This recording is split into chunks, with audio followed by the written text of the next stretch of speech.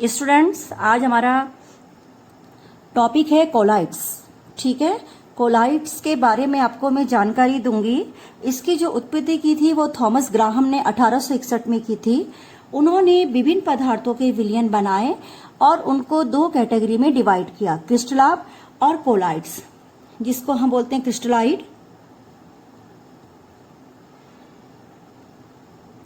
और दूसरे को कहते हैं कोलाइड्स।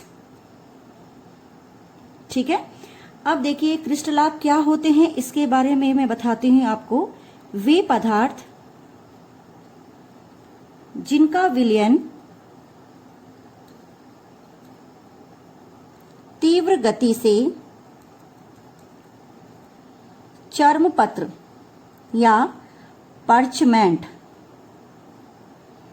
ठीक है, पर्चमेंट झिल्ली से क्या हो जाता है, विसरित हो जाता है।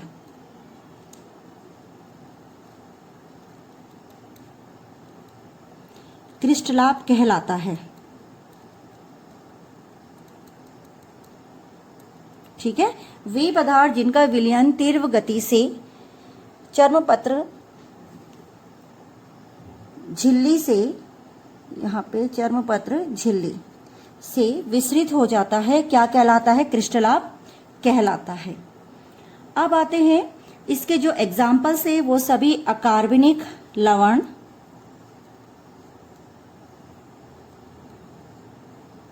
कॉमा आम्ल, कॉमा बेस इत्यादि। होने को बहुत सारे हैं मगर कुछ एग्जाम्पल्स आप लिख सकते हैं, और कुछ इसमें अकार्बनिक पदार्थ भी होते हैं। ठीक है, अब हम आते हैं कोलाइड्स में।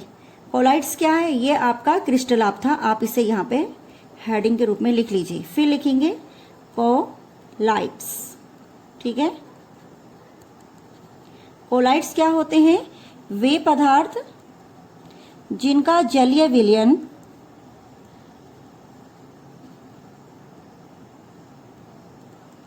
क्या होता है, जलीय विलयन पर्चमेंट झिल्ली से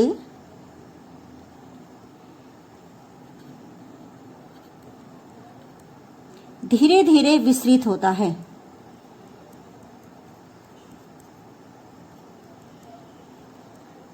कोलाइड्स कहलाता है।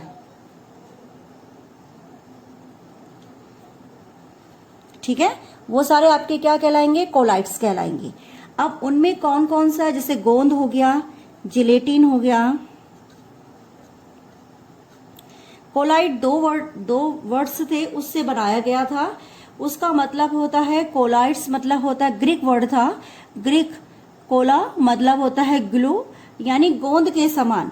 वे पदार्थ सारे जो क्या होते हैं, गोंद के समान होते हैं।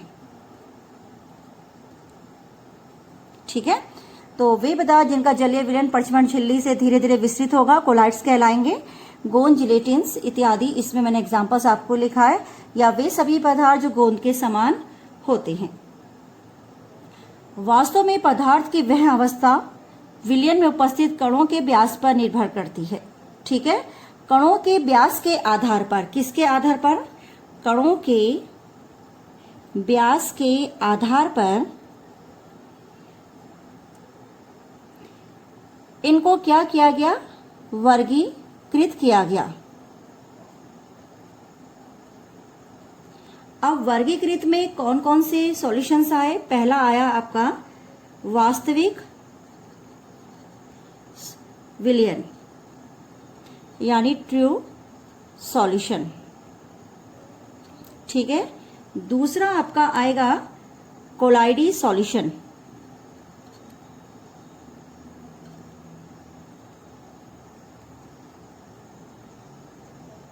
और तीसरा आएगा आपका निलंबन यानी सस्पेंशन।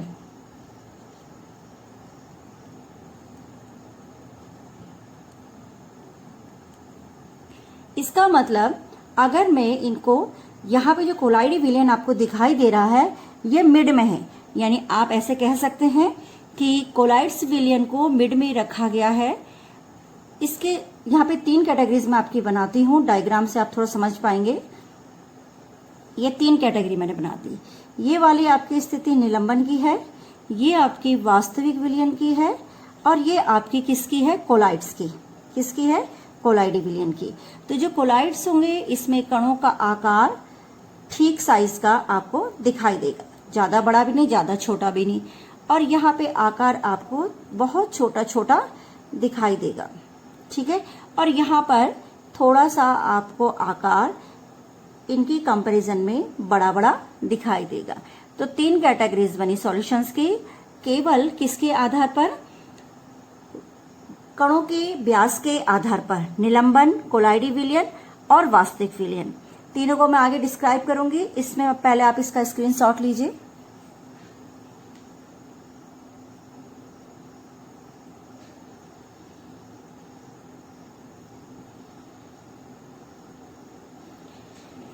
चलिए,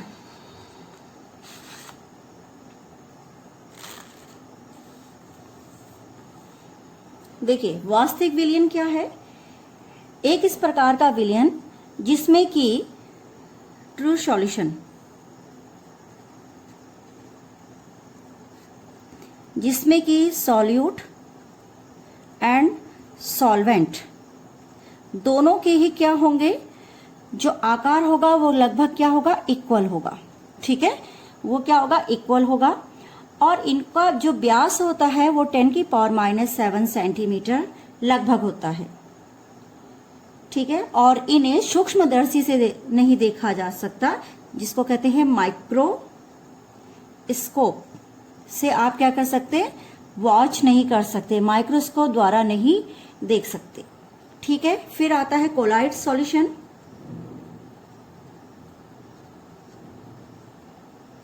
कोलाइड सॉल्यूशंस आपको, इसका जो विलियन होगा वो आंखों से देखने पर तो क्या दिखेगा आपको, होमोजीनियस। कैसा सॉल्यूशन दिखाई देगा, होमोजीनियस, जिसको कहते हैं समांग, ठीक है।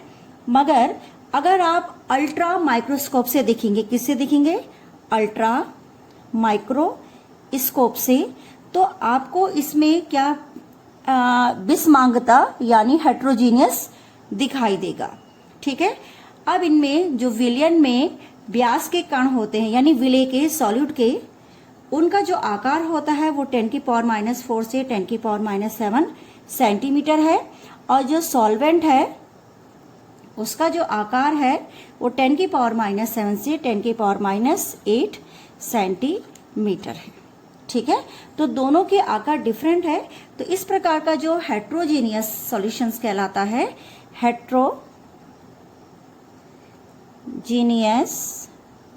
सॉल्यूशंस, इस क्या कहलाएगा, कोलाइडियल सॉल्यूशन, ठीक है। हेट्रोजीनियस सॉल्यूशंस क्या कहलाएगा आपका, कोलाइडली सॉल्यूशन। अब हम आते हैं किसमें, सस्पेंशन में।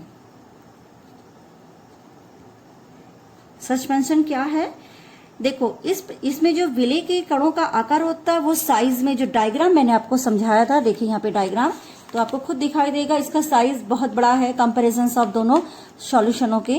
तो इसमें जो है, इसके जो विलेय के कणों का जो व्यास होता है, साइज 10⁻³ से 10⁻⁵ सेंटीमीटर के क्या होता है, मध्य होता है। इन्हें हम आंखों से देख सकते हैं, ठीक है, इजीली आंखों से देख सकते हैं। इसमें कोई माइक्रोस्कोप या अल्ट्रा माइक्रोस्कोप की जरूरत नहीं पड़ती है। तो कोलाइडी विलियन, वास्तविक विलियन, जो कोलाइड्स विलियन होता है, कोलाइडी विलियन, वास्तविक विलियन और निलंबन के बीच की क्या होती है, स्थिति होती है। यानी अगर यहाँ पे आपका कोलाइडी का कण किससे, ट्रू सॉल्यूशन से, और यहाँ पे सस्पेंशन से क्या होता है, छोटा होता है, यानी इसकी कैटेगरीज ये है, ये इन दोनों के मध्य होता है। अब इसमें हम कह सकते हैं कि जो कोलाइडी विलियन है वो विषमांग अथवा दो समांग प्रावस्था का मिश्रण भी कहा जा सकता है। कौन कौन सी, दो समांग प्रावस्था यानी फेस, ठीक है, का मिश्रण कहा जा सकता है। तो अब इसको हम किस प्रकार से दिखाएंगे, तो इसमें आता है आपका परिक्षिप्त प्रावस्था और दूसरा आता है प्रक्षेपण माध्यम।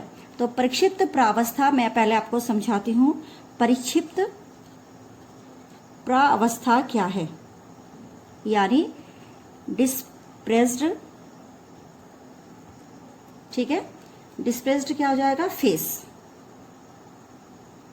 क्या कहलाता है डिस्प्रेस्ड फेस, यानी अगर आप किसी भी कोलाइडी विलयन में विलयशील पदार्थ के कण, जो कोलाइडी विलयन में विलयशील पदार्थ के कण डिस्प्रेस्ड फेस कहलाते हैं, ठीक है। जबकि आप देखेंगे, आप इसे नोट डाउन कीजिए, इसमें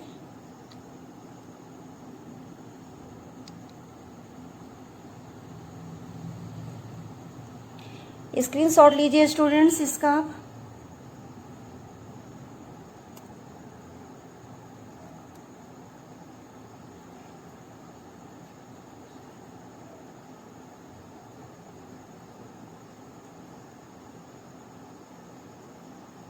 नेक्स्ट देखते हैं हम, नेक्स्ट हमारे पास क्या है, दूसरा हमारे पास है डिस्प्रेस्ड फेस, और दूसरा कहलाता है आपका डिस्प्रेस्ड मीडियम, यानी जिस मीडियम में आप इसको क्या कर रहे हैं, बना रहे हैं, ठीक है। तो डिस्प्रेस्ड मीडियम के बारे में मैं आपको समझाती हूं कि वो क्या चीज होता है। तो देखिए, पहले आप लिखेंगे यहां पे हेडिंग डिस्पर्शन मीडियम, ये वाला कि डिस्पर्शन मीडियम क्या है। तो डिस्पर्शन मीडियम वह मीडियम होता है जिसमें विलय के पदार्थ वो विलायक, यानी वो विलायक या सॉल्वेंट जिसमें कि सॉलिड क्या होते हैं, सॉलिड्स क्या होते हैं, फैले रहते हैं, तो वो आपका कहलाता है डिस्पर्शन मीडियम, ठीक है। एक होता है डिस्प्रेस्ड फेसेस और एक होता है डिस्पर्शन मीडियम। तो यानी कोलाइड्स जो विलयन है आपका, कोलाइडी विलयन, वो दो चीजों से मिलके बना, परिक्षिप्त प्रावस्था और परिक्षेपण माध्यम। यानी मैं कह सकती हूं कि अगर मैं इसको कहूंगी तो ये आपका कहलाएगा, क्या कहलाएगा, डिस्प्रेस्ड फेसेस, और ये कहलाएगा डिस्पर्शन मीडियम। तो इस प्रकार से ये काफी इंपॉर्टेंट है एग्जाम में कि किसको क्या कहते हैं, किसको क्या कहते हैं, ठीक है। तो कुल मिला के कोलाइड्स विलयन वह विलयन होता है, कोलाइडियल सॉल्यूशंस, वह solution is one in which small particle, जिनका डाया कितना होता है 10⁻⁻7 से लेकर 10⁻⁻4 से लेकर 10⁻⁻7 सेंटीमीटर, ठीक है, of the solute definite substance as a dispressed phase are distributed in another substance,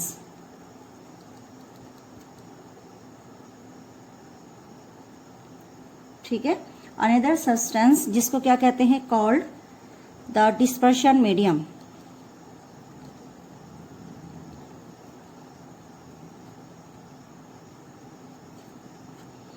ठीक है, कुल मिलाकर के कोलाइडी विलयन वह विलयन है जिसके कि निश्चित पदार्थ के जो छोटे कण होते हैं वो 10⁻⁻4 से 10⁻⁻7 सेंटीमीटर व्यास के परिक्षिप्त प्रावस्था के रूप में एक अन्य पदार्थ जिसे परिक्षेपण माध्यम कहते हैं बटे हुए रहते हैं, और ये कहलाता है आपका कोलाइडी सॉल्यूशंस।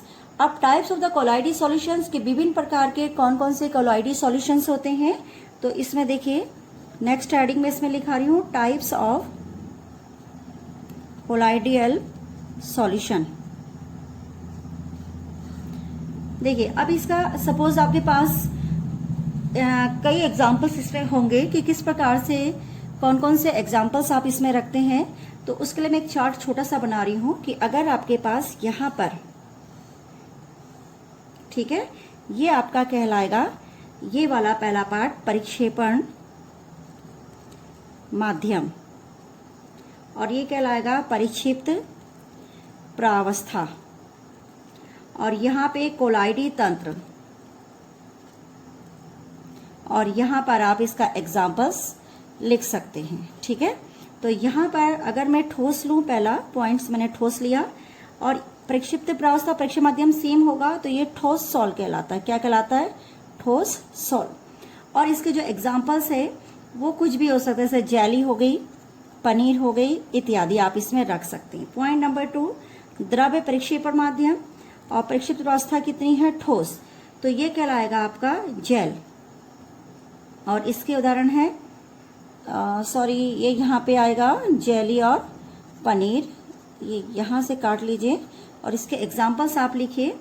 जैसे कोई भी आपके पास रॉक सॉल्ट हो गया, इसमें रॉक सॉल्ट आप लिख लीजिए इसका एग्जाम्पल्स, वो यहाँ पे थोड़ा गलत हो गया था नीचे। दूसरा वाला आपके पास है गैस, और ये क्या है? प्रक्षिप्त प्रावस्था कितनी है? ठोस, तो ये कहलाता है ठोस फैन। और इसमें कई प्रकार के एग्जाम्पल्स, जैसे मैंने गैस कहा, तो गैस के साथ अगर आप ठोस ले रहे हैं तो ये ठोस झाग कहलाता है। क्या कहलाता है? ठोस झाग। और इसमें सूखे समुद्री झाग आ जाएगा, केक आ जाएगा इसके अंदर। ठीक है, नेक्स्ट मैं लिख रही हूं 4th, अगर आप गैस के साथ द्रव लेते हैं तो ये कहलाता है आपका झाग यानी फेन, और फेन में कौन कौन सा आ जाएगा? फेन आ जाएगा, साबुन का झाग आ जाएगा, क्रीम आ जाएगी इत्यादि। तो इस प्रकार के बहुत से हैं, एरोसोल्स, हाइड्रोसोल, बेंजोसोल्स, ये कई प्रकार के आपके पास इसमें दिखाई देंगे। इसका स्क्रीनशॉट लीजिए स्टूडेंट्स।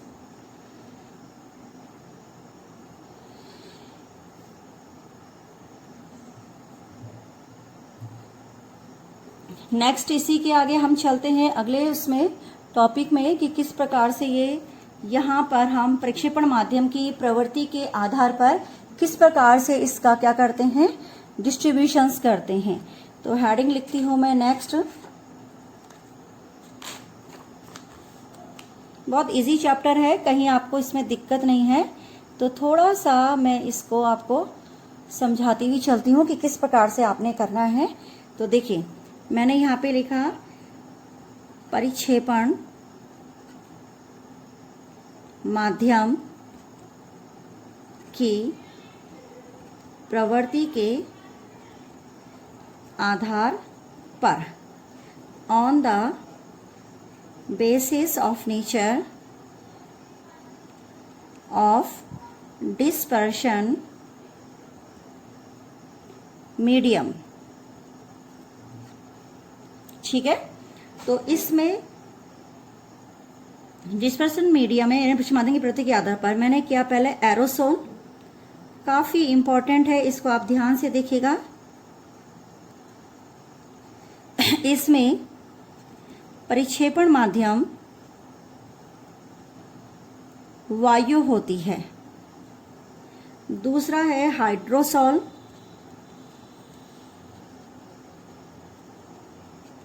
इसमें परिक्षेपण माध्यम क्या होता है? जल। तीसरा एल्कोसोल, इसमें प्रक्षेपण माध्यम अल्कोहल। चौथा बेंजोसोल, इसमें एल्कोसोल लिख लीजिए यहाँ पे, बेंजोसोल, इसमें बेंजीन क्या होता है? ये सारे परिक्षेपण माध्यम है, ये भी परिक्षेपण माध्यम है, ये भी परिक्षेपण माध्यम है। तो इनको मैंने यहाँ ब्रैकेट्स में लिख दिया कि अगर एरोसोल से प्रक्षेपण माध्यम क्या होता है? वायु, हाइड्रोसोल में जल, एल्कोसोल में अल्कोहल और बेंजोसोल में बेंजीन। ठीक है, अब अगर हम परिक्षिप्त प्रावस्था के आधार पर आते हैं तो परिक्षिप्त प्रावस्था के आधार पर क्या बनेगा? तो यहाँ पे मैं लिख रही हूं सेकंड, इसका फर्स्ट हेडिंग मान लीजिए ये था परिक्षिप्त प्रावस्था के आधार पर। परिक्षिप्त प्रावस्था यानी on the basis of the charge of the dispersion medium. ठीक है, तो ये दो प्रकार से डिफरेंस हुआ, एक होता है धनात्मक और एक होता है दूसरा इसमें ऋणात्मक। ये भी कोलाइड है और ये भी क्या है, कोलाइड है। ठीक है, तो धनात्मक कोलाइड और ऋणात्मक कोलाइड्स। अब देखिए धनात्मक कोलाइड क्या है, यानी पॉजिटिव कोलाइड्स। पॉजिटिव कोलाइड्स में क्या आएगा, वे कोलाइडी विलयन जिसमें परिक्षिप्त प्रावस्था के कण पर धनात्मक आवेश होगा। किसमें, परिक्षिप्त प्रावस्था के कणों पर धनात्मक आवेश। ठीक है, तो जैसे AlOH whole thrice, FeOH whole thrice. ठीक है, ये सारे हीमोग्लोबिन्स के कोलाइड से विलयन, हीमोग्लोबिन आदि बहुत से सारे इसमें आ जाते हैं। ठीक है, हीमोग्लोबिन लिख दिया। अब इसमें आता है अगला ऋणात्मक colloid, negative colloids. Negative colloids में क्या है, वे कोलाइडी विलयन जिसमें परिक्षिप्त प्रावस्था के कणों पर ऋणात्मक आवेश होता है। कैसा आवेश होता है, ऋणात्मक आवेश। किसमें, परिक्षिप्त प्रावस्था के कणों पर ऋणात्मक आवेश होता है, जैसे AU, AS, CU, PT इत्यादि। ठीक है, के कोलाइड सी विलयन, इनके क्या होंगे, के कोलाइडी विलयन। तो इनके कोलाइडी विलयन कौन कौन से, AS2, S3 का कोलाइडी विलयन, स्टार्च, मिट्टी इत्यादि। ओके गाइस, चलिए आप इसका स्क्रीनशॉट लीजिए। फिर मैं इसमें प्रक्षिप्त प्रावस्था और प्रक्षेपण माध्यम के जो इंटरेक्टिव होता है उसके कारण इंटरेक्शन बिटवीन, जो हमारा इंटरेक्शंस होता है उसकी प्रकृति के आधार पर इसे दो कैटेगरी में बांटा गया है। ओके, चलिए नेक्स्ट टॉपिक देखिए। इसी के अंदर अभी मैं केवल कोलाइड्स ही आपको समझा रही हूँ, ये सब कोलाइड्स के अंदर ही रखा गया है। तो हमने लिखा परिक्षिप्त एवं परिक्षेपण, परिक्षिप्त एवं परिक्षेपण के मध्य अंतःक्रिया के आधार पर, यानी on the basis of the nature interactions between dispersed phase and dispersion medium. ठीक है, तो ये मैंने हेडिंग लिखी। तो इसको दो कैटेगरी में बांटा गया, परिक्षिप्त प्राक्षण के आधार पर दो कैटेगरी में। एक हुआ इसमें क्या कहते हैं इसे, लाइक्लोफिलिक, लायोफिलिक कोलाइड्स, और दूसरा होता है, दूसरा वाला कहता है लाइकोफोलिक, लाइकोफोलिक, लायोफोलिक कोलाइड्स। ठीक है, ये दो कोलाइड्स हमने इसमें पढ़ना है कि जो केवल आपका डिस्पर्शन मीडियम एंड डिस्प्रेस्ड फेसेस के आधार पर वर्गीकरण किया गया। तो लायोफिलिक और लायोफोलिक।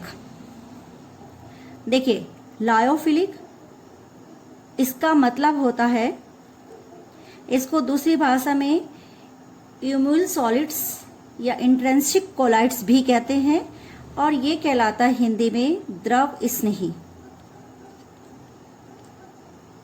कोलाइड। और लायोफोलिक ये कहलाता है आपका द्रव विरोधी। तो देखिए जैसे नाम से ही आपको पता चल रहा है कि द्रव स्नेह, स्नेह माने अट्रैक्शन किसी के और, ठीक है, और द्रव विरोधी यानी किसी दूसरी चीज का विरोध करना।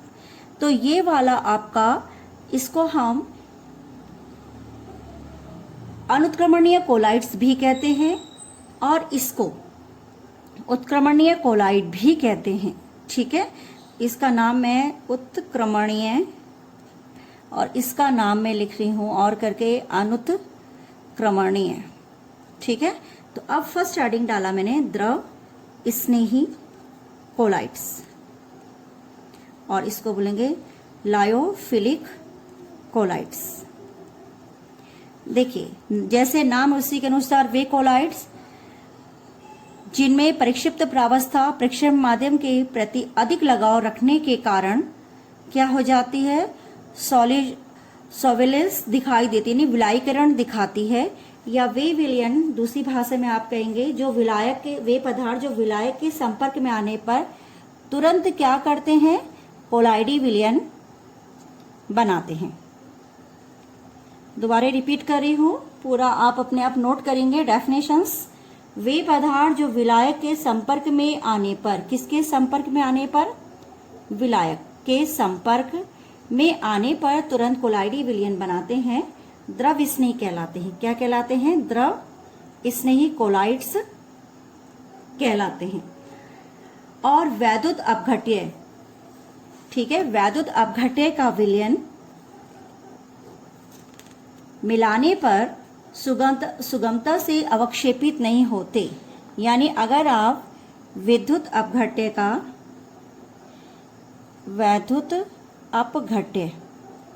का विलयन मिलाने पर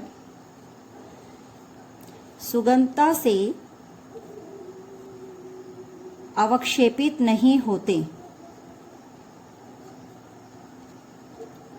इनको अवक्षेपित होने के पश्चात फिर से कोलाइडी अवस्था में लाया जा सकता है। ये दोबारा से किस में आ सकते हैं, कोलाइडी सॉल्यूशंस बना सकते हैं। ठीक है, दोबारा से किस में आ जाते हैं, कोलाइडली सॉल्यूशन बना लेते हैं। यानी अगर हम विद्युत अपघट्य मिलाते हैं तो सुगमता से अवक्षेपित नहीं होते, अगर अवक्षेपित हो भी जाते हैं तो उसके बाद कोलाइडी अवस्था में लाया जा सकता है। इसे रिवर्सिबल कोलाइड्स भी कहते हैं। ठीक है, यानी उत्क्रमणीय। जब विलायक क्या होता है, जल होता है, यानी जब आपका सॉल्वेंट क्या होगा, वाटर होगा, तो उस वक्त ये कहलाएगा आपका हाइड्रोफिलिक कोलाइड्स।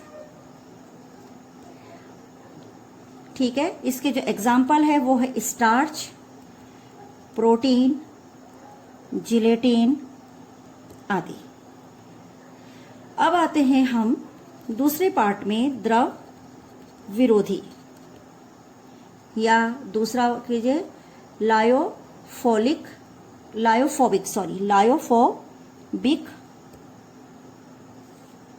Solution, कोलाइडी solution. एक होता है लायोफिलिक और एक होता है लायोफोबिक। ठीक है, उसको लायोफोलिक भी कहते हैं, लायोफोबिक भी और लायोफोलिक भी, इसमें कोई ज्यादा टेंशन लेने की बात नहीं है। ठीक है, द्रव विरोधी यानी उसका विरोध करना, तो वे पदार्थ जो विलायक के संपर्क में आने पर तुरंत कोलाइडी विलयन नहीं बनाते। ठीक है, क्या होते हैं ये, तुरंत कोलाइडी विलयन नहीं बनाते,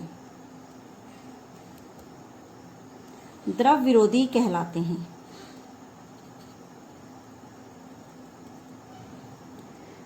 ये अगर कोई वैद्युत अपघट्य अगर मिला लेते हैं तो सुगमता से अवक्षेपित हो जाते हैं, सुगमता से क्या हो जाते हैं, अवक्षेपित हो जाते हैं, यानी अवक्षेपण इनका जल्दी से हो जाता है कोई वैद्युत अपघट्य मिलाने पर। वैद्युत अपघट्य सुगमता से इसे क्या कर देते हैं, अवक्षेपित कर देते हैं। और ये अवक्षेपित होने के बाद सुगमता से कोलाइडी विलयन में नहीं ट्रांसफर होते हैं, यानी ये क्या होते हैं, अनुत्क्रमणीय होते हैं। ठीक है, और यदि आपका विलायक जल हो तो ये क्या कहलाते हैं, जल विरोधी। और इसके जो एग्जाम्पल्स है मैं एग्जाम्पल लिख देती हूं यहाँ पे, धातु सल्फाइड, धातु हाइड्रोक्साइड इत्यादि। ठीक है, तो ये इसका एग्जाम्पल भी है, धातु सल्फाइड और धातु ऑक्साइड्स। तो देखिए स्टूडेंट्स, ये टॉपिक था, मैंने इसको आपको इतना समझा दिया कि इसमें आपके पास सभी चीज़ें आ गई कि प्रक्षेपण माध्यम क्या होता है, कोलाइड्स क्या होते हैं, द्रव विरोधी, ठीक है, और द्रव स्नेही क्या होता है। दोनों में अगर अंतर आया तो आप क्या लिखेंगे, मैं आपको ये भी समझा देती हूँ। तो देखिए दोनों के अंतर को आप क्या कैसे लिखेंगे, द्रव स्नेही यानी, और ये क्या हो गया, द्रव विरोधी, इसको कहते हैं लायोफिलिक, ये हो गया लायोफोबिक।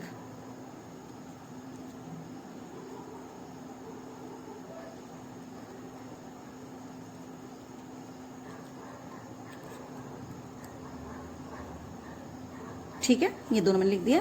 पहला पॉइंट क्या होगा, फर्स्ट पॉइंट अगर आप इसके बारे में जानकारी लेंगे तो ये क्या बताता है कि क्या क्या चीज़ इसमें थी। देखिए थोड़ा सा आपको जो मैंने टॉपिक पढ़ा रखा है, अगर आप उसे ध्यान से देखेंगे तो सब ये क्या होता है, उत्क्रमणीय होते हैं, ठीक है। तुरंत क्या होता है, इसमें पहला पॉइंट उत्क्रमणीय, यहाँ पे अनुत्क्रमणीय। पॉइंट नंबर 2, सुगमता से अवक्षेपित हो जाते हैं, विद्युत मिलाने पर अवक्षेपित नहीं होते, ये अवक्षेपित नहीं होते, ये क्या हो जाते हैं, सुगमता से अवक्षेपित हो जाते हैं। तीसरा पॉइंट, ये क्या होते हैं, यहाँ पर मैंने आपको समझाया ये किस प्रकार के होते हैं, ये स्थायी होते हैं और ये होते हैं अस्थायी, ठीक है। दूसरा, उत्क्रमणीय है तो कोलाइडी विलयन बन जाता है, ये नहीं बनाते। 5 पॉइंट्स। पॉइंट नंबर 5, ये क्या होते हैं, अगर विलायक जल हो तो ये कहलाते हैं जल स्नेही और ये कहलाते हैं जल विरोधी। तो देखिए स्टूडेंट्स, ये इसके डिफरेंसेस है जो मैंने शॉर्ट में आपको लिखा है। लायोफिलिक और लायोफोबिक, ये उत्क्रमणीय है, यानी अगर आपने किसी वो पदार्थ जो विलायक के संपर्क में तो तुरंत कोलाइडी विलयन बना लेते हैं, ठीक है। विलयन स्थायी होता है इनका, और ये विद्युत अपघट्य मिलाने पर क्या होता है, अवक्षेपित नहीं होते, अवक्षेपित होने के पश्चात फिर से कोलाइडी विलयन में लाए जा सकते हैं, सुगमता से अवक्षेपित हो जाते हैं, ठीक है। ये अस्थायी होते हैं, ये कोलाइडी विलयन बनाया जाता है, कोलाइडी ये नहीं बनाते, ये जलिस नहीं होते हैं, ये जल विरोधी होते हैं। तो ठीक है, ये आपका टॉपिक कंप्लीट हुआ। स्टूडेंट्स, हमारा नेक्स्ट टॉपिक है preparations of the colloid solutions, और ये मैं आज आपको टॉपिक पढ़ा रही हूँ कि कोलाइड सॉल्यूशन बनाने की कितनी विधियां होती है या कितने प्रकार से ये बनाया जाता है। इसके लिए सबसे पहले इससे पहले मेरा जो लास्ट टॉपिक है जिसको मैंने आपको पढ़ाया वो था लाइकोफिलिक एंड लाइकोफोबिक। लाइकोफिलिक, लायोफिलिक एंड लायोफोबिक, ठीक है। ये दोनों चीजें मैंने आपको पढ़ाई थी। इसका मतलब था द्रव स्नेही और इसका मतलब था द्रव विरोधी।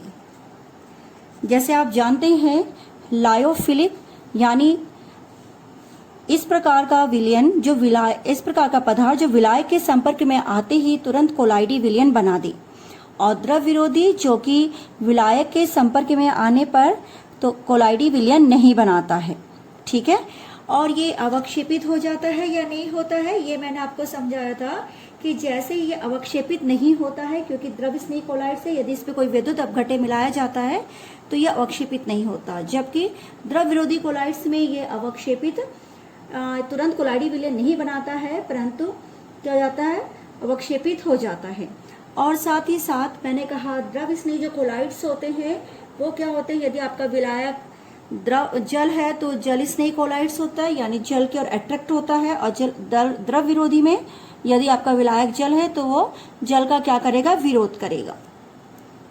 यहाँ पर इसके सिवा मैंने आपको ये भी पढ़ाया था कि उत्क्रमणीय होते हैं, यानी अगर आपने अवक्षेपित कर दिया है तो अवक्षेपण से फिर से कोलाइडी विलयन बनाया जा सकता है और ये दोबारे से कोलाइडी विलयन में तब्दील या दोबारे से कोलाइडी विलयन नहीं बनाते हैं।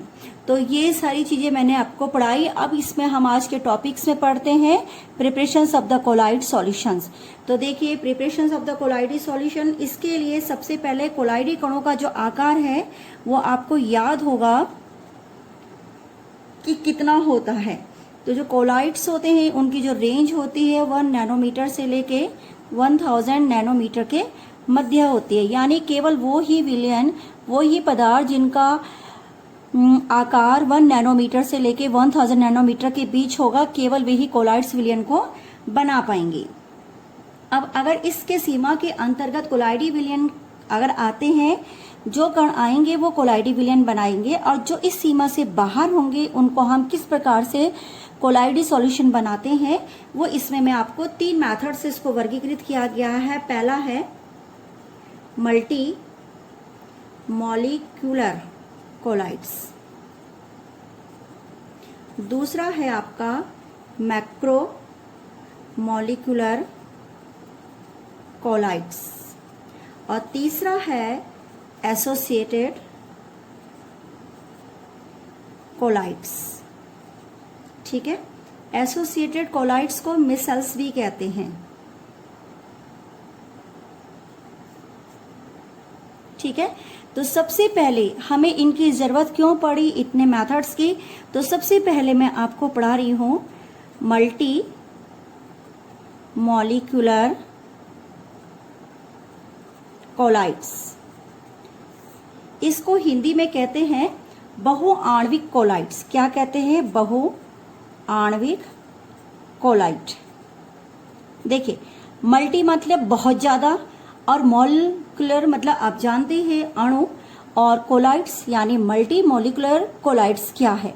इसमें क्या होगा कि बहुत सारे, जैसे ये छोटा एक अणु है, ये अणु जिसकी रेंज 1 नैनोमीटर से 1000 नैनोमीटर के मध्य नहीं आती है, मगर हम इसे कोलाइडी सॉल्यूशन में इसको बनाना है, तो मैंने इसके साथ दूसरा अणु ले लिया, फिर भी इसकी रेंज इसके साथ नहीं आती है, तो इस प्रकार से हमने चारों अणुओं को आपस में जोड़ दिया, जिसकी रेंज अब किसके मध्य आ जाती है? 1 नैनोमीटर्स की और 1000 नैनोमीटर के क्या आ जाती है? रेंज के अंदर आ जाती है। तो ये क्या बना देता है? कोलाइड्स बना देता है। ठीक है, जब ये क्या हो जाता है? कंबाइंड्स हो जाता है, तो ये कोलाइड बना देता है, और बड़ा मॉलिक्यूलर बना करके ये कोलाइडी सॉल्यूशंस में कोलाइडी सॉल्यूशंस बना देता है। यानी अगर हम बहुत सारे अणुओं को, मल्टी मॉलिक्यूलर यानी बहुत सारे अणुओं को आपस में जोड़ते हैं, तो इस प्रकार इनकी जो रेंज होती है 1 नैनोमीटर से लेकर के 1000 नैनोमीटर के मध्य आ जाती है, और ये कोलाइडी विलयन बना सकते हैं। इस प्रकार का जो कोलाइडी विलयन होता है उसमें जो कणों के मध्य होता है वो वॉन्डर वॉल्स फोर्सेस क्या होता है? ये जो कण होते हैं वॉन्डर वॉल्स फोर्स द्वारा क्या होते हैं? जुड़े हुए रहते हैं। ठीक है, तो एक बार दोबारा से हम इसी टॉपिक में आते हैं कि मल्टी मॉलिक्यूलर कोलाइड्स क्या होते हैं। तो मल्टी मॉलिक्यूलर कोलाइड्स जिनका व्यास 1 नैनोमीटर से छोटे होते हैं, और जब इन अणुओं को आपस में ज्वाइन किया जाता है इस प्रकार से, तो इनकी रेंज 1 नैनोमीटर से लेके 1000 नैनोमीटर के मध्य आ जाती है, और एक बड़ा सा अणु का ये निर्माण करते हैं। तो इस प्रकार ये कंबाइंड होकर के कोलाइड्स विलयन बनाते हैं। इनके मध्य, अणुओं के मध्य वॉन्डर वॉल्स फोर्सेस रहता है। ठीक है, अब हम जैसे इसमें हमने कहा कि अगर सपोज इसके जो एग्जाम्पल्स है, तो एग्जाम्पल्स आपके पास क्या होगा? गोल्ड सॉल, ये एग्जाम्पल्स दिखा रही हूँ, गोल्ड सॉल। दूसरा इसमें आपके पास आ जाएगा कौन सा? गोल्ड सॉल के बाद कौन सा आ जाएगा? एग्जाम्पल नंबर 2 सल्फर, ये भी इसका एग्जाम्पल्स है, गोल्ड सॉल, सल्फर सॉल। और इसी प्रकार से आप बहुत सारे जो एसिड, देखो सल्फर सॉलाइड्स है, इस एसिड, एस के 8 अणु आपस में मिल करके सल्फर सॉल बनाते हैं, यानी एक बड़ी संख्या में इसमें सल्फर के 8 अणु आपस में संयोग करते हैं और एक बृहद अणु बना देते हैं, तो इसे हिंदी में बहुआण्विक कोलाइड्स भी कहा जाता है। तो यहाँ पर आपका मल्टी मॉलिक्यूलर कोलाइड्स जिस प्रकार से मीनिंग था वो कंप्लीट हुआ। अब नेक्स्ट है हमारा यहाँ पे कौन सा, मैक्रो मॉलिक्यूलर कोलाइड्स, इसको कहते हैं मैक्रो मॉलिक्यूलर कोलाइड्स को कहा जाता है वृहद आणविक कोलाइड। ये इसका हिंदी में मीनिंग है बृहद आणविक कोलाइड्स। देखो मैक्रो का मीनिंग है बड़ा, मॉलिक्यूलर यानी बहुत बड़ा अणु, और उसका आपने क्या बनाना है, कोलाइड्स बनाना है। तो स्क्रीनशॉट लीजिए स्टूडेंट इसका।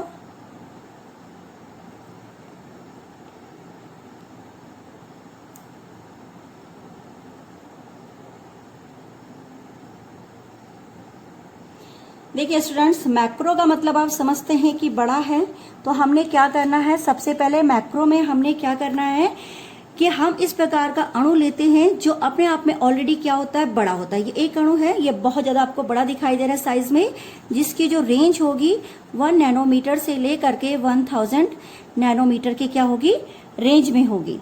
ठीक है, तो इस प्रकार का अणु जो कि कोलाइड्स का अणु के मध्य आता है, और इन अणुओं का अणुभार क्या होता है, काफी अधिक होता है, इसलिए इन्हें बृहद अणु कहते हैं। तो इस प्रकार के पदार्थों को जब हम पानी में डालते हैं, किसी विलायक में अगर इसे घोलेंगे तो ये कोलाइड से विलयन इजीली बना लेता है। सपोज मैंने इसको एक पानी के टैंक में इसको डाला, तो ये यहाँ पर आपका बड़ा सा है, तो ये इजीली क्या बन जाएगा, आपका वृहद आणविक कोलाइड्स बन जाएगा, जिसे मैक्रो आणविक कोलाइड्स कहते हैं। अब मैक्रो आणविक कोलाइड्स में क्या है, कुछ चीजें जैसे पॉलीमर्स होंगे, सारे इसके अंदर आएंगे। अगर इसका एग्जाम्पल्स की बात करें तो इसके एग्जाम्पल है पॉलीमर्स। ठीक है, पॉलीमर के साथ साथ आप इसमें कह सकते हैं सेलुलोज,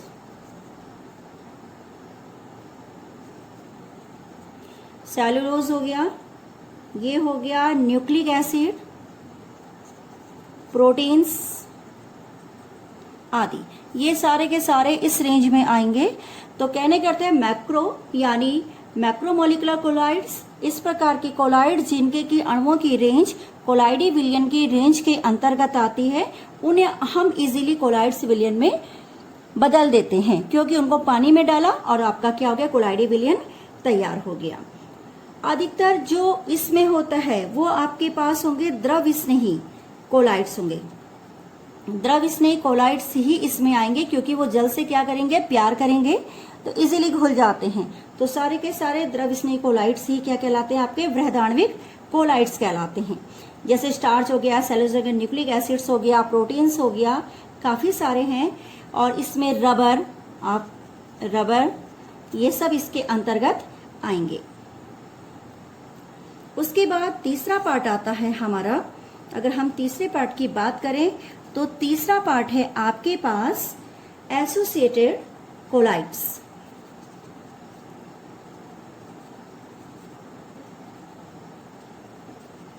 एसोसिएटेड कोलाइड्स मतलब मिसेल्स।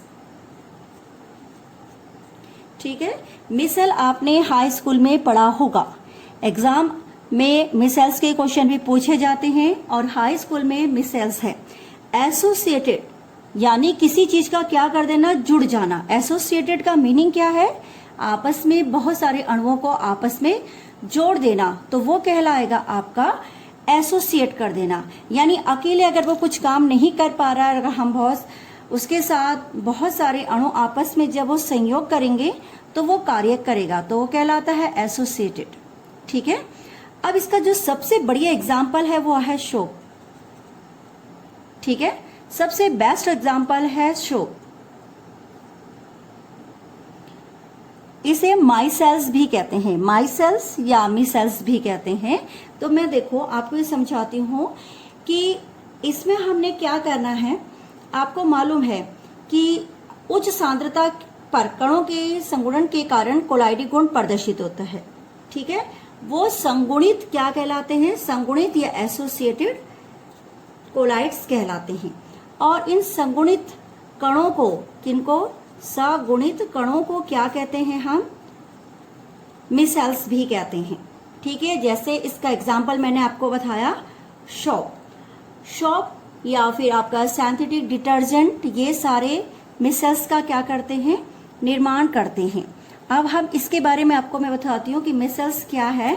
तो देखिए, मिसेल्स आपने हाई स्कूल में थोड़ा आपको समझाया होगा कि मिसेल्स का निर्माण क्या होता है। जो साबुन होता है वो स्टेरिक एसिड से होता है। क्या होता है?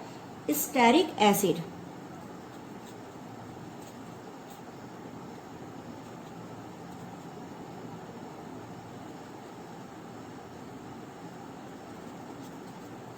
और इसका फॉर्मूला था C17H35COOH। ठीक है, ये स्टेरिक एसिड है। स्टेरिक एसिड जब सोडियम से क्रिया करता है तो सोडियम स्टेरेट बना देता है नॉर्मली। अब इसमें C17H35CO में ये नेगेटिव और Na क्या है इसका? पॉजिटिव। तो जब मैं इन दोनों को कंबाइन पढ़ूंगी तो ये होगा C17H35COO और Na, ये रहा सोडियम स्टेरेट। ठीक है, तो ये कैटायंस और एनायंस के रूप में आपको दिखाई दे रहा है। अब हम देखो, कार्बन की श्रृंखला इसमें बहुत ज्यादा है C17, और इसमें एक कार्बन और जोड़ लीजिए। मगर फिलहाल मैं C17 कार्बन चेन को अगर दिखाऊंगी तो नॉर्मली उतने कार्बनों को नहीं दिखा रही हूँ, केवल फॉर एग्जाम्पल्स के लिए आपको बता रही हूँ। और ये COO नेगेटिव ऐसे करके आया। ठीक है, तो ये कार्बन की जो श्रृंखला है, ये इसका क्या है? टेल। और ये इसका क्या है? हेड। ठीक है, हेड। ये हेड होने पर हाइड्रोफिलिक है, क्योंकि ये पानी से क्या करेगा? प्यार करेगा। ये क्या है? हाइड्रोफिलिक। और ये होगा हाइड्रोफोबिक, हाइड्रोफोबिक। ठीक है, तो ये हाइड्रोफिलिक है और ये क्या है? हाइड्रोफोबिक। यानी कार्बन की जो चेन है वो पानी से दूर भागेगी, और जबकि इसको कहते हैं हाइड्रोकार्बन चेन। और जो आपका हेड है वो हाइड्रोफिलिक है, यानी ये पानी की ओर अपने को अट्रैक्ट करने की कोशिश करेगा। अब देखो, ये पोलर्स है, यानी अगर इसमें आप देखेंगे तो आपको दिखाई देगा कि कार्बन की एक लंबी श्रृंखला है जिसमें एल्किल समूह है, और एल्किल समूह के दो भाग है, एक कार्बन श्रृंखला R, और उसके साथ अब इसमें भी हमने क्या किया कि जो COO नेगेटिव वाला पार्ट है वो कहाँ डूबा हुआ है? जल में डूबा हुआ है, और जो R है वो जल से क्या है? दूर है। ठीक है, तो ये एक दूसरे से दूर रहने की प्रवृत्ति रखते हैं। यानी अगर ये पानी में जाएगा तो ये पानी से क्या करेगा? दूर करेगा। मगर जब ये एक R समूह जो होते हैं एक दूसरे के समीप आकर के एक बंच बनाते हैं। क्या होते हैं? बंच बना देते हैं। जो R समूह होते हैं जब वो एक दूसरे के नजदीक आते हैं तो वो एक बंच का निर्माण करते हैं ऐसे करके। तो यहाँ पर ये बंच है BUNCH, बंच। तो बंच यहाँ पे ये इसका नेगेटिव पार्ट है जैसे आपको दिखाई दे रहा। तो ये COO जिसको हम कह रहे हैं ये वो है, और बाकी ये इसका क्या है? हाइड्रोकार्बन श्रृंखला है। तो ये एक दूसरे को अगर जब एक साथ मिलते हैं तो वहां पर ये किसका निर्माण करते हैं? मिसेल्स का निर्माण करते हैं। ठीक है, तो इस प्रकार साबोनिक मिसेल्स का एक ऋणावेशित कोलाइडीकरण होता है। ठीक है, अगर मैं इसे गोलाकार रूप में व्यवस्थित करूं तो जो हाइड्रोकार्बन श्रृंखला होगी वो क्या करेगी? केंद्र की ओर केंद्रित रहेगी, और जो मिसेल्स की सतह पर उपस्थित जो CO आयंस है वो यहाँ पर।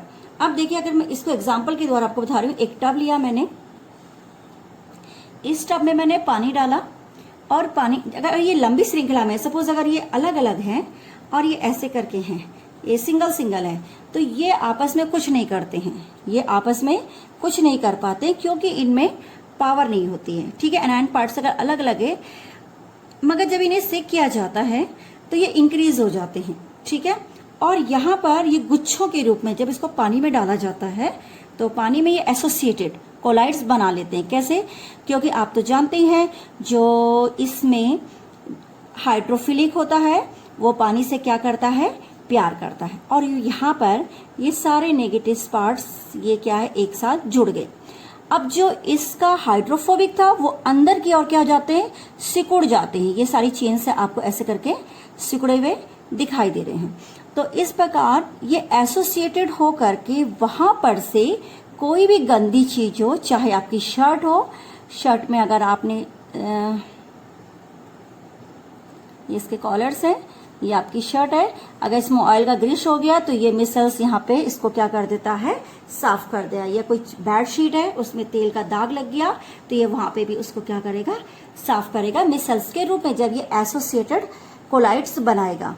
तो इस प्रकार से आपस में जुड़ करके ये सिंगल कुछ नहीं काम कर सकते हैं, मगर जब ये आपस में जुड़ते हैं तो ये क्योंकि हाइड्रोफिलिक है, इसका नेगेटिव पार्ट जो हेड है वो पानी की ओर रहता है, और जो इसके पूंछ होते हैं यानी टेल होता है वो अंदर की ओर क्या हो जाता है, सिकुड़ जाता है। तो इस प्रकार से तेल की गंदगी को घोल करके ये क्या करता है, मिसल्स का निर्माण करते हैं, और जब पानी से धोया जाता है तो मिसल उसमें तेल या गंदगी को क्या कर देता है, साफ कर देता है।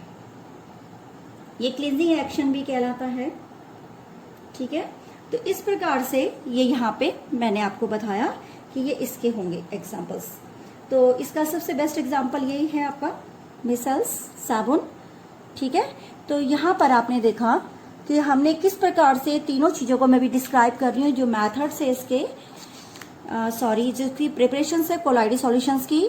तो हमने सब इससे नेक्स्ट जो टॉपिक पढ़ाया वो लाइकोफिलिक एंड लाइकोफोबिक है। तो लाइकोफिलिक एंड लाइकोफोबिक आप सभी जानते हैं, द्रव स्नेही द्रव विरोधी कोलाइड्स। इसको बनाने की जो विधियां थी वो मल्टी कोलाइड्स से, multi molecular colloids, macro molecular colloids, associated colloids. ठीक है, अब हमने इसमें क्या करना है कि सबसे पहले आपने पहले पार्ट को करना है कि किस प्रकार से वो करेगा। तो यहाँ पर ये सबसे पहला पार्ट है मल्टी मॉलिकुलर, यानी छोटे छोटे अणुओं को जिनका रेंज 1 नैनोमीटर से 1000 नैनोमीटर के मध्य नहीं आता, उन्हें आपस में जोड़ करके कंबाइंड्स कर करके वॉन डेर वाल्स फोर्सेस से वो एक दूसरे से जुड़े रहेंगे, और आपने उसको कोलाइड सॉल्यूशन बना देना है। वो गोल्ड सॉल्ट, सल्फर सॉल्ट इत्यादि इसके उदाहरण है। ठीक है, मैक्रोमोलिकुलर कोलाइड्स यानी बृहद आणविक कोलाइड्स, इसमें आपके पास बहुत बड़ा अणु रहेगा जिसकी रेंज 1 नैनोमीटर से लेकर 1000 नैनोमीटर के मध्य ऑलरेडी होगी। उसे आपने पानी में डालना है, कुछ नहीं करना, और इसे कोलाइड्स के रेंज में घोल करके कोलाइडी विलयन बना देगा। तो polymer, cellulose, nucleic acids, proteins, rubber, synthetic rubber, ये सब इसके अंदर आते हैं। ठीक है, अब आता है एसोसिएटेड, मतलब सगुणित, यानी किसी चीज को बांध देना। तो सगुणित में आपको मैंने बताया ही है कि मिसल्स क्या है, ये सगुणित कोलाइड्स या मिसल्स क्या है। तो आप जानते ही हैं कि जो उच्च सांद्रता के कणों पर सगुणन के कारण कोलाइडी गुण प्रदर्शित होता है, और इसे सगुणित कोलाइड्स कहा जाता है। इस प्रकार सगुणित कणों को मिसल्स कहा जाता है, और इसमें सोप इसका बहुत बेस्ट एग्जाम्पल्स है। उसमें हमने स्टेरिक एसिड्स लिया, स्टेरिक एसिड की साबुन से सोडियम से क्रिया कराई, सोडियम स्टेरेट। अब ये कार्बन श्रृंखला को मैंने आपको दिखाया कि ये किस प्रकार से हाइड्रोफिलिक और हाइड्रोफोबिक है। ठीक है, हाइड्रोफोबिक और हाइड्रोफिलिक, एक पानी से प्यार करने वाला, एक पानी से दूर जाने वाला।